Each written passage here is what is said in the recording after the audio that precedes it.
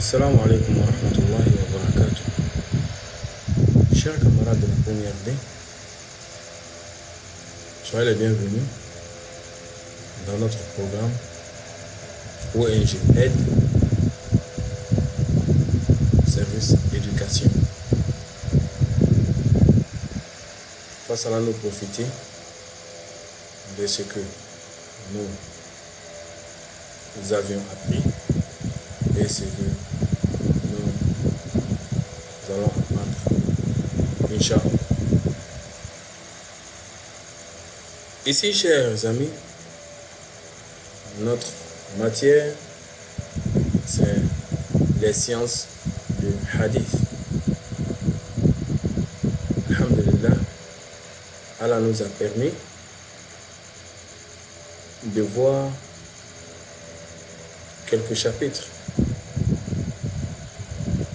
3 chapitres, si j'ai bonne mémoire. Et aujourd'hui, nous allons entamer le 4e chapitre du livre. Ce 4e chapitre porte sur les hadiths à l'époque du prophète sallallahu alayhi wa sallam et de ses compagnons. Comme contenu du chapitre, nous avons l'époque du prophète, que la prière, la paix, d'Allah soit sur lui, et l'époque des compagnons, qu'Allah les agrée. Alors, les exercices dont nous verrons, Inch'Allah Ta'ala, dans ce chapitre, sont les suivants. Les travaux préparatoires. 1. Avant de commencer, chers amis, réfléchissez sur la manière dont les hadiths ont été transmis aux générations suivantes, en considérant que les matériels d'écriture étaient limités à l'époque de notre prophète sallallahu alayhi wa sallam. Partagez vos réflexions avec vos camarades. Ça, c'est l'exercice du jour.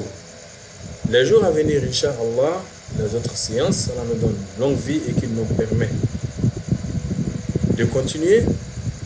Nous verrons les autres points des travaux préparatoires. Alors, chers amis, si vous finissez cet exercice, je préférerais que cet exercice soit après le cours, Inch'Allah. Nous allons nous lancer dans le premier point du cours qui est les hadiths à l'époque du prophète sallallahu alayhi wa sallam. Grand temps. Alors nous avons l'initiation du prophète sallallahu alayhi wa sallam à l'apprentissage des hadiths. Le prophète sallallahu alayhi wa sallam, dit sallallahu alayhi wa sallam, qui a été le guide de sa communauté, où chaque sujet, y compris la science et le savoir, ne s'est pas uniquement contenté de conseiller l'apprentissage de la science, mais il a enseigné à son entourage en la mettant en pratique. La science a son sens lorsqu'elle est mise en pratique. Ce que ça veut dire. C'est pourquoi, en islam, le premier professeur est le prophète lui-même. Voici quelques-uns de ces hadiths encourageant au savoir. Selon Muawiyah, radiallahu anhu, qui veut dire qu'Allah l'agrée, le messager de Dieu, en parenthèse ici, SAWS, qui veut dire sallallahu alayhi wa sallam, a dit: quand Dieu veut du bien à quelqu'un, il lui rend versets dans les sciences de la religion. Nous trouverons ce hadith dans la référence Bukhari, chapitre L, le livre de la science, 13.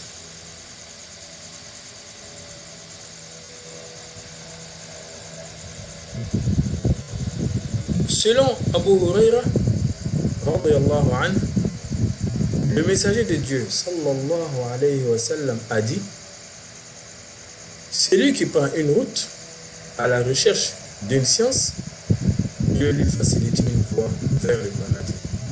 Puisse Allah faciliter la voie vers le paradis. Amen. Et cet hadith se trouve dans la référence Muslim,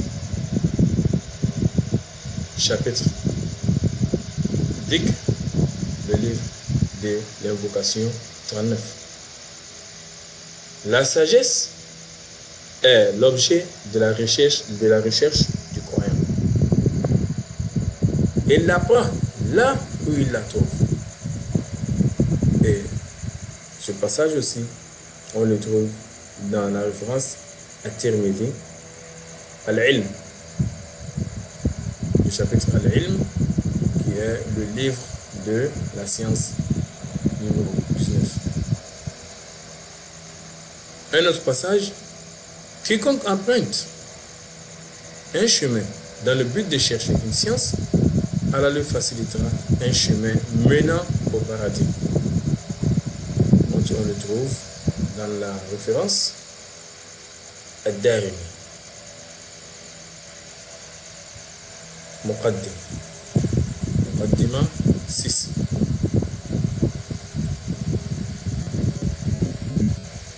Le nombre courant, chers amis, a été descendu au prophète sallallahu alayhi wa sallam graduellement, c'est-à-dire que de façon espacée. En 23 ans, il a expliqué les versets qui lui sont arrivés étape par étape à ses compagnons qui sont les Sahaba, car les a dirigés. Et leur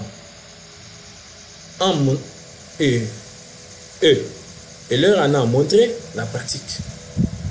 Ainsi, les hadiths qui explicitent les versets du Coran et la Sunna mise en application des versets sont des activités scientifiques des plus importantes de l'époque du prophète sallallahu alayhi wa sallam.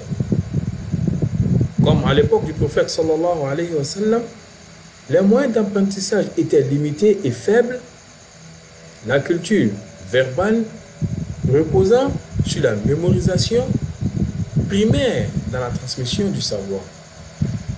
Ainsi, les œuvres littéraires comme les poèmes et les anecdotes auxquelles le peuple arabe accordait beaucoup d'importance étaient préservés et transmis par mémorisation. C'est pourquoi cette culture verbale a eu une influence notable dans les activités scientifiques de la première période. Les compagnons discutaient entre eux et essayaient d'appliquer dans leur vie quotidienne toute parole qu'ils avaient entendue ou tout acte qu'ils avaient vu du prophète sallallahu alayhi wa sallam. Cette attention particulière qu'ils ont portée à la sunna et au hadith a permis la constitution du corps des hadiths à côté du Coran. C'est une réalité que ce corpus ne se trouvait pas sous forme écrite entre les mains des compagnons et qu'elle était gardée dans les mémoires. Parce que notre prophète sallallahu alayhi wa sallam avait interdit auparavant la retranscription par écrit des hadiths pour éviter le risque de confusion entre les hadiths et les versets coraniques. Voici le but. C'est pourquoi le prophète l'avait interdit à un moment donné. Par la suite, une fois que le risque fut levé, puisqu'il n'y avait plus de risque, alors il en a donné l'autorisation d'abord à certains compagnons, puis à l'ensemble des compagnons. Vous voyez les étapes. Ainsi, les hadiths qui étaient mémorisés et préservés dans les mémoires ont été également mis par écrit. Ont été également mis par écrit. L'apprentissage étant rendu ainsi facilité, il s'est accéléré et a trouvé par cette voie la possibilité de répandre dans tout le monde islamique. Alors, chers amis, voici notre boîte d'informations. Avec notre NB, Nota Beni. Notre prophète bien-aimé sallallahu alayhi wa sallam a autorisé certains compagnons, qu'Allah les agrée, à écrire les hadiths. Voici certains d'entre eux. Abdullah ibn Amr ibn al-As, Abu Huraira, Ali, Jabir ibn Abdullah, Anas ibn Malik, Samura ibn Jundib,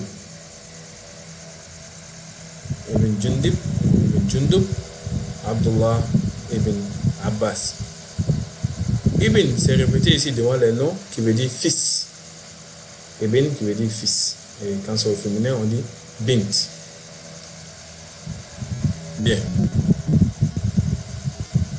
Les voies d'enseignement nous avons deux. Les voies d'enseignement des hadiths au temps du prophète sallallahu alayhi wa sallam.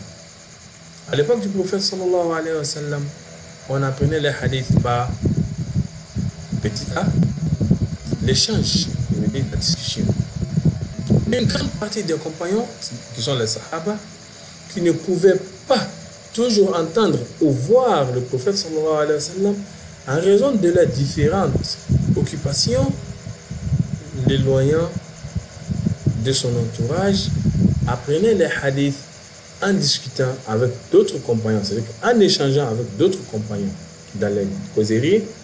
Ils apprenaient les hadiths qui avaient entendu le récit de la bouche du prophète, que la prière et la paix d'Allah soient sur nous. C'est ainsi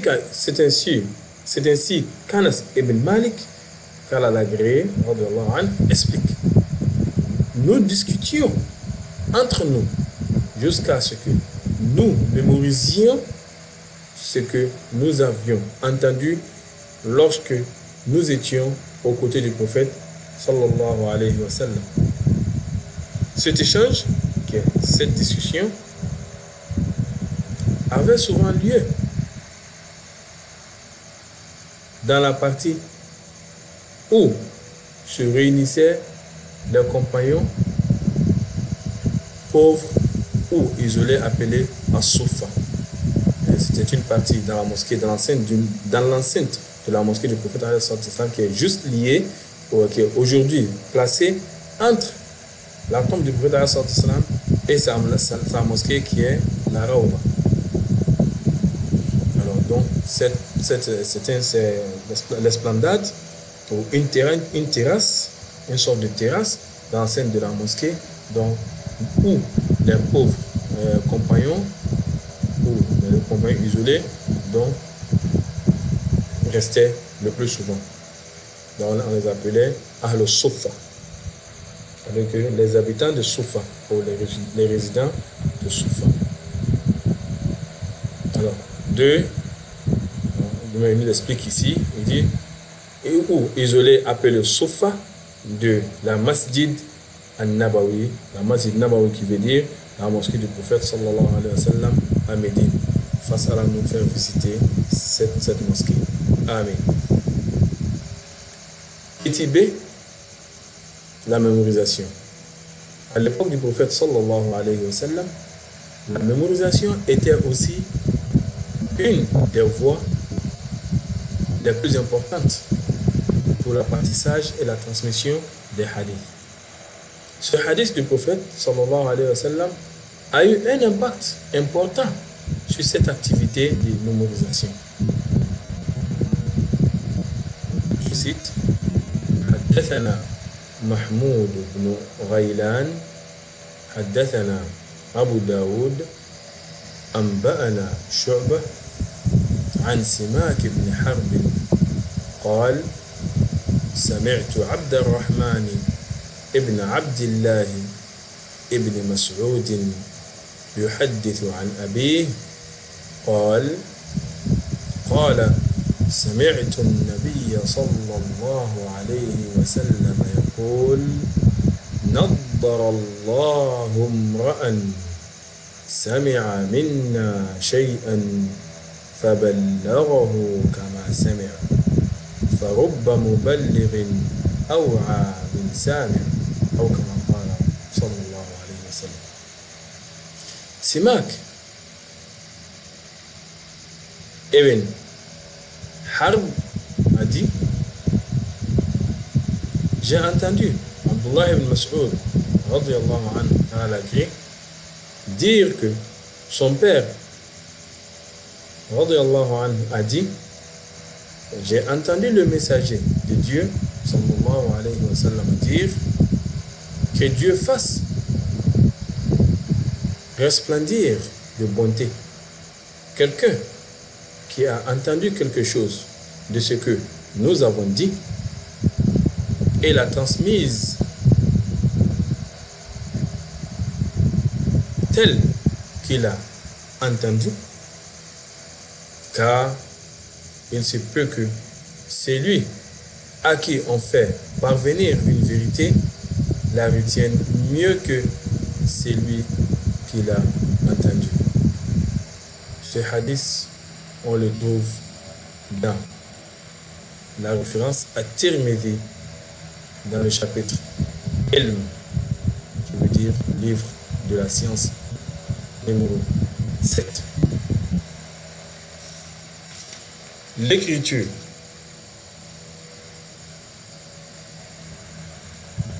Petit c, l'écriture. Comme nous l'avons déjà indiqué, une fois que le prophète sallallahu alayhi wa sallam eut autorisé la retranscription par écrit des hadiths, un grand nombre de compagnons rapportèrent par écrit les hadiths qu'ils avaient mémorisés. Et certains compagnons qui ne pouvaient se fier à leur mémoire accordaient encore plus d'importance à l'activité d'écriture, comme le messager d'Allah sallallahu alayhi wa sallam l'avait recommandé à un des Ansar qui se plaignait de ne pas parvenir à retenir ces hadiths. Al-Ansar, c'est ceux-là qui ont accueilli le prophète sallallahu alayhi wa sallam lors de son arrivée à Médine. Et ceux qui ont émigré de la Mecque vers Médine, ceux-là on les appelait Al-Muhajiroun, les immigrés. Petit D, les assemblées de sciences. Un compagnon s'asseyait parfois autour du prophète sallallahu alayhi wa sallam, l'écoutait et apprenait ce qu'il disait.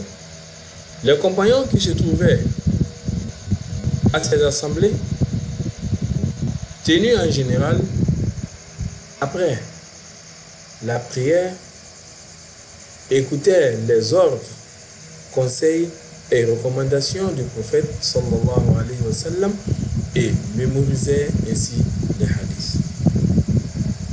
Petit e, l'interrogation. L'interrogation a été une voie efficace dans la voie d'apprentissage des hadiths par les compagnons. Lorsque le prophète sallallahu alayhi wa sallam répondait aux questions qu'on lui posait, il faisait attention à leur niveau de conscience. voici la pédagogie, voici d'où nous tirons la pédagogie. Il était le premier guide, le prophète sallallahu alayhi wa sallam, il était le premier professeur et un professeur qui avait une pédagogie parfaite. Alors, il faisait attention à leur niveau de connaissance et de compréhension. Et pour éviter les questionnements répétés, il répondait de manière exhaustive. Par exemple, à celui qui lui demandait si la viande d'une quelconque, si la viande d'un quelconque animal sauvage pouvait être mangée. Il ne répondait pas uniquement au sujet de l'animal, objet de la question, mais il explicitait le sujet en précisant quels étaient les animaux sauvages dont on pouvait manger la viande et ceux dont on ne pouvait pas manger la viande. Wow. Vous voyez la pédagogie? C'est ça. Un guide, un professeur, un enseignant. Il faut savoir mettre ceux qui sont autour de soi donc, sur la bonne voie. Ne pas leur compliquer les choses. Petit F, le suivi. Certains des compagnons se trouvaient toujours auprès du prophète Mohammed sallallahu alayhi wa sallam. Eux apprenaient des hadiths de lui.